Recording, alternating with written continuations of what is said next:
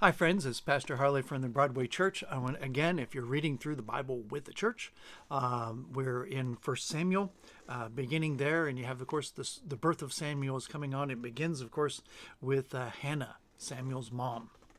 Verse 9 in chapter 1 says, "After they had eaten and drunk in Shiloh," that's a place of worship, "Hannah rose, and now Eli the priest was sitting on the seat beside the doorpost of the temple of the Lord. She, Hannah, was deeply distressed and prayed to the Lord and wept bitterly." Now we have here a time of deep prayer. In fact, it's going to be a good example of our silent prayer, where we don't have a printed prayer saying, "Okay, God, I'm praying these things and I've written this out," or a corporate prayer where we all might say something together like the Lord's Prayer, or even a prayer that's out loud. She's weeping, she's crying, and she's also it's just kind of moving her lips and not saying these things out loud, because we learn some truths about prayer just in that God hears you if you're just thinking that prayer. It can sometimes help to say that prayer out loud so that your own ears hear it.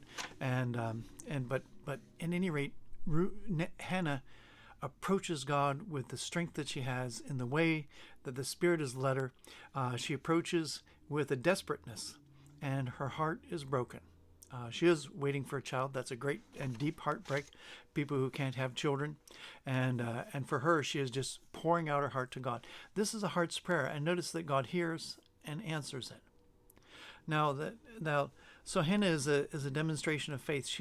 But it also comes her faith, her victory, and she has lines of victorious prayer later on in the book of First Samuel as the child has been born to her, and life is turned around for her, and she proclaims all that God is going to do in Israel. She's a prophet like no other.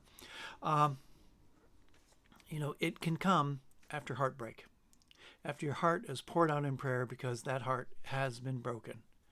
Indeed, she had had enough, and she was praying. You may pray to God, even if one of the things you're saying to God is, "I've had enough at this point." Let him hear that prayer, and let him work his grace in your life. Be blessed.